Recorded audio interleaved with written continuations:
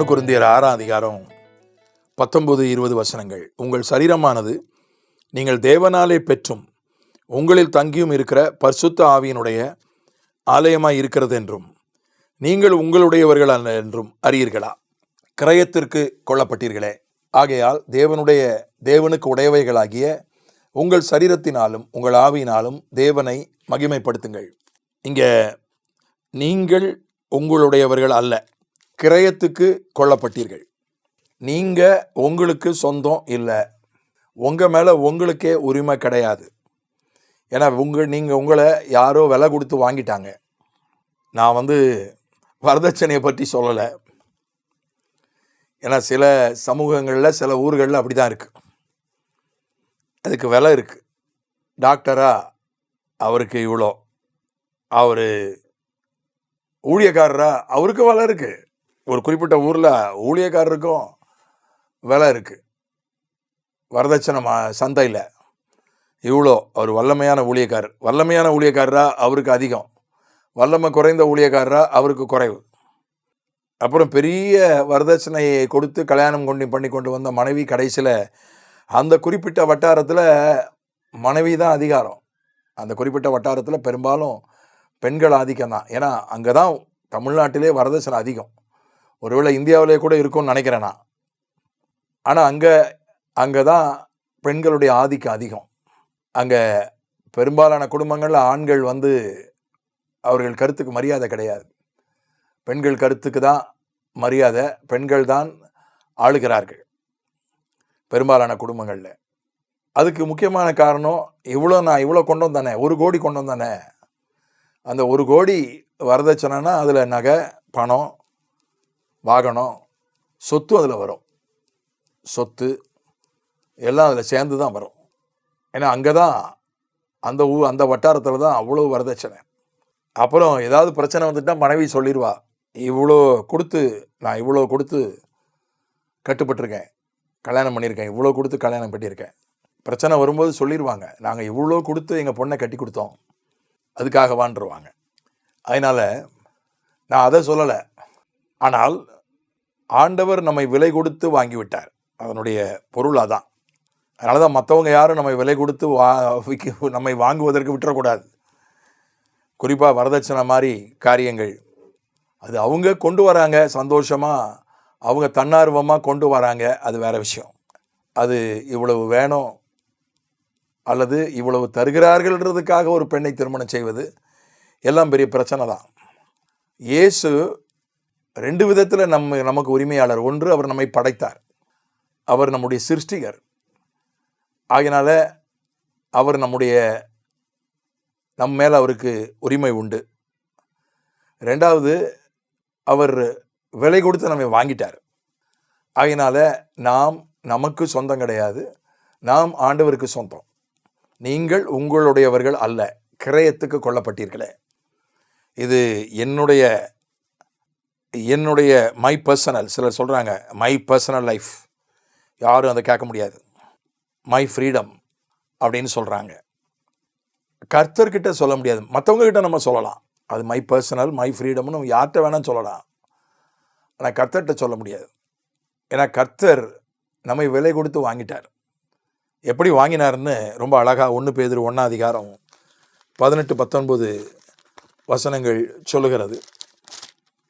உங்கள் முன்னோர்களால் பாரம்பரியமாய் நீங்கள் அனுசரித்து வந்த வீணான நடத்தை நின்று அழிவுள்ள வஸ்துக்களாகிய வெள்ளியினாலும் பொன்னினாலும் மீட்கப்படாமல் குற்றமில்லாத மாசற்ற ஆட்டுக்குட்டியாகிய கிறிஸ்துவின் விலையேற பெற்ற இரத்தத்தினாலே மீட்கப்பட்டீர்கள் என்று அறிந்திருக்கிறீர்களே.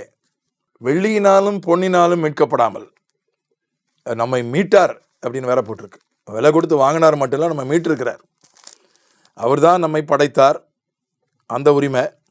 அப்புறம் விலை கொடுத்து வேற வாங்கியிருக்கிறார், அந்த உரிமை. அப்புறம் நாமே போய் மீட்கப்பட்டிருக்கிறோம். அதுவும் ஒரு விதத்தில் விலை கொடுத்து வாங்கின மாதிரி தான். தங்கம் கொடுத்து வெள்ளி கொடுத்து வாங்கலை. ஒருவேளை எடைக்கெடை வெள்ளி தங்கம் கொடுத்து வாங்கினா, நான் ஒரு சுமார் 80 கிலோ இருக்கிறேன், 75க்கு மேலே தான் இருக்கிறேன், சுமார் 80 கிலோ நான் இருக்கிறேன். 80 கிலோ தங்கம், என்னை தங்கம் கொடுத்து ஆண்டவர் வாங்கணும்னா 80 கிலோ தங்கம்னா எத்தனையோ கோடி போயிடும். யாரும் அப்படி வாங்க மாட்டாங்க காசு கொடுத்து. என்ன எடைக்கெடை வெள்ளி கொடுக்க கூட யாரும் முன் வர மாட்டாங்க. ஆனால் வெள்ளியை விட தங்கத்தை விட விலையேற பெற்ற தன்னுடைய இரத்தத்தை கொடுத்து குற்றமில்லாத மாசற்ற ஆட்டுக்குட்டியாகிய கிறிஸ்துவின் விலையேற பெற்ற இரத்தத்தினாலே மீட்கப்பட்டீர்கள் என்று அறிந்திருக்கிறீர்களே.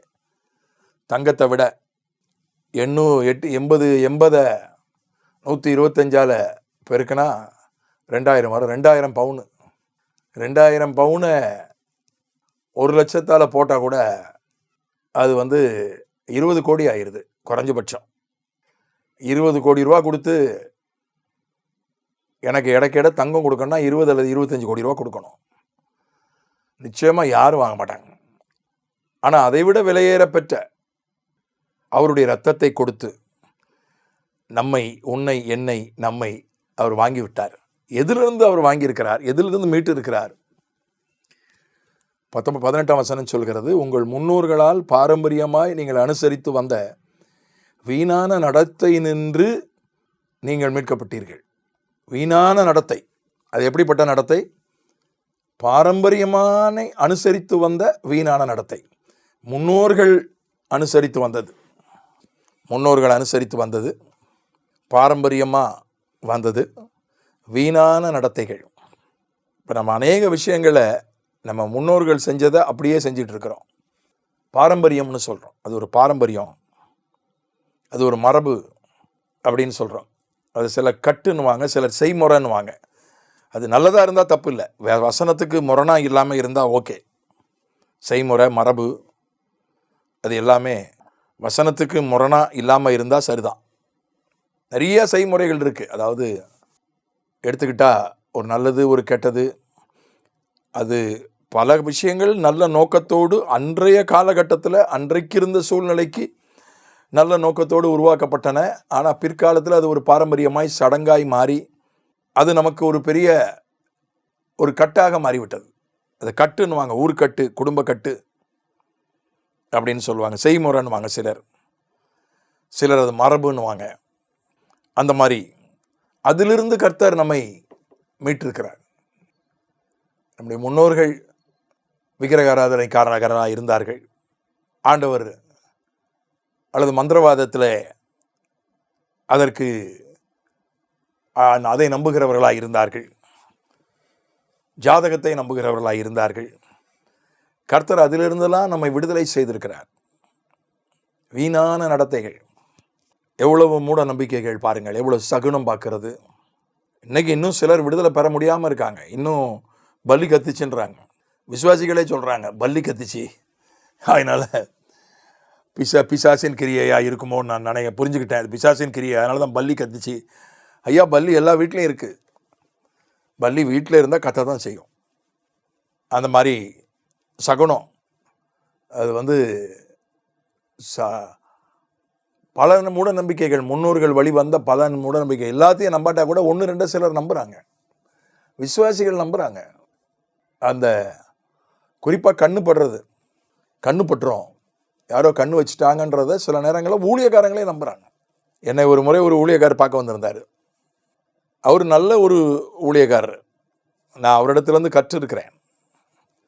நல்ல அவருடைய சாட்சி ரொம்ப சவாலான சாட்சி. நல்லா பிசாசெல்லாம் துரத்துவார். அவருடைய ஊழியத்தில் நிறைய பேர் பரிசுத்தாவி பெற்றிருக்கிறத நானே பார்த்துருக்கிறேன், ரட்சிக்கப்பட்டிருக்கிறத பார்த்துருக்கிறேன், ஞானஸ்நானத்துக்கு ஒப்பு கொடுத்ததை பார்த்துருக்கிறேன். என் கண்ணு முன்னாலே அவர் ஊழியத்தால் 2 சபைகள் உருவானதை நான் கண்ணால் பார்த்துருக்கிறேன். ஒரு நாள் அவர் என்னை பார்க்க வந்திருந்தார் என்னுடைய ஊழியத்தின் ஆரம்ப கட்டத்தில். அப்போது ஒரு குறிப்பிட்ட விழா, அப்போ அந்த விழாவில் எடுத்த புகைப்படங்களை எல்லாம் ஒரு ஆல்பமாக போட்டிருந்தோம். அதை அவருக்கு காமிச்சோம். இது ஒரு விழா, சமீபத்தில் நடந்த விழா, அதில் எடுக்கப்பட்ட புகைப்படங்கள் அப்படின்னு அவருக்கு காமிச்சோம். அவர் அதை பார்த்தார். அதை பார்த்துட்டு அதில் அந்த புகைப்படங்கள் ரொம்ப சிறப்பாக எடுக்கப்பட்டிருந்தன. அந்த விழா மிக சிறப்பாக அமைக்கப்பட்டது, மிக சிறப்பாக திட்டமிட்டு அது ஒழுங்கு செய்யப்பட்டு நடத்தப்பட்டது. அதை பார்த்துட்டு ரொம்ப பாராட்டு சொன்னார். இதை எல்லார்ட்டையும் காட்டாதீங்க, கண்ணு பட்டுருவாங்க அப்படின்னாரு. எனக்கு அழுகிறதா சிரிக்கிறதா தெரியல. இந்த மாதிரி முன்னோர்கள் வழி வந்த பாரம்பரியமாய் வந்த வீணான நடத்தைகள். யூதர்கள் இன்னும் சிலர் இன்னும் இந்த அந்த நியாயப்பிரமாணத்தையே பிடிச்சிக்கிட்டு இருந்தாங்க. யூதர் அல்லாதவர்களாகிய நாம் இன்னும் எதையாவது ஒன்றை பிடிச்சிட்டு இருக்கிறோம். சிலர் நம்பரை இன்னும் அந்த நம்பரா, ஐயையோ அந்த நம்பர் நமக்கு செட் ஆகாது அப்படின்வாங்க. இந்த நம்பர்னா 7ன்றது பூர்ண எண்ணு, வேதத்தின்படி 7 தான். அதுக்காக 7 தான், 7 இருந்தால் நல்லா இருக்கும்னு நம்ம 7ஆம் நம்பரையே தேடி ஓடக்கூடாது. இது எண் கணிதம் கிடையாது, இது நியூமராலஜி கிடையாது. வேதத்தில் எண்களுக்கென்று சில ஆவிக்குரிய அர்த்தங்கள் உண்டு, நான் மறுக்கலை. அதுக்காக அந்த எண்களை தேடி ஓடக்கூடாது. இன்றைக்கும் கிறிஸ்தவர்கள் மத்தியில் நான் அடிக்கடி சொல்லுவேன், இன்றைக்கும் கிறிஸ்தவர்கள் மத்தியில் அந்த கிறிஸ்தவர்கள் மேற்கத்திய உலகத்தில் அந்த நம்பிக்கை உண்டு. 13ஆம் நம்பர்னால் அது அதிர்ஷ்டம் இல்லாத நம்பர். ஏன்னா யூதாஸ் 13வது ஆளாம், இயேசு 12 சீஷர்கள். அப்போ யூதாஸ் 13வது ஆளாம். அவன் தான் துரோகம் பண்ணிட்டானா, இயேசுவை காட்டி கொடுத்துட்டானா. அதில் 13ஆம் நம்பரை கிறிஸ்தவர்கள் மேற்கத்திய நாடுகளில் அதை அவங்க விரும்ப மாட்டாங்க, தவிர்த்துருவாங்க. சில ஊர்களில் 12ஆம் நம்பருக்கு அப்புறம் 13ஆம் நம்பர் இருக்காது. 12A அப்புறம் 14 இருக்கும். 13ஆம் நம்பரே இருக்காது. கதவு எண்களே சில ஊர்களில் இருக்காது மேற்கத்திய நாடுகளில். அதனால் நாம் இந்த வீணான முன்னோர் வழி வந்த பாரம்பரியமான வீணான நடத்தைகள்லேருந்து கர்த்தர் நம்மை தம்முடைய இரத்தத்தினாலே மீட்டிருக்கிறார். எது நடந்தாலும் நமக்கு ஒன்று புரியல, நம்ம வாழ்க்கையில் நடக்கிற சில விஷயங்கள் புரியலைன்னா உடனே செய்வேனன்றாங்க. அது ஊழியக்காரங்களும் அவங்களுக்கு அதுக்கு விளக்கம் சொல்ல தெரியல, அதை பற்றிய வெளிப்பாடு அவங்களுக்கு இல்லைன்னா உடனே அதை செய்வேனன்னு சொல்லிடுறாங்க. மக்கள் அதை நம்பிடுறாங்க. அநேக விசுவாசிகள் எதுக்குனாலும் படித்தவங்க பைபிள் தெரிஞ்சவங்க, இன்றைக்கு இருக்கிற இளைமை தலைமை கூட உடனே அதை செய்வனை இன்னார் செய்வனை வச்சுருக்காங்க, இப்படி வச்சுருக்கிறாங்க, எப்படி சொல்கிறீங்க, இல்லை அது அப்படி தான், இல்லைன்னா அது வர வாய்ப்பு இல்லை, இன்னார் தான் இப்படி வச்சுருக்கிறாங்க சொல்கிறாங்க. அவங்கள ஒன்றும் செய்ய முடியல. அவங்களுக்கு எடுத்து சொன்னாலும் அது அவங்களுக்கு புரிய மாட்டேங்குது, அதை ஏற்றுக்கொள்ள மாட்டேங்கிறாங்க. அதனால் இயேசுனுடைய இரத்தத்தினால நான் எனக்கு சொந்தம் அல்ல, நீ உனக்கு சொந்தம் அல்லவே, நிமலன் கிறிஸ்து நாதனுக்கே சொந்தம், நீ உனக்கு சொந்தம் அல்லவேன்னு ஒரு பழைய கிறிஸ்துவ பாட்டு உண்டு.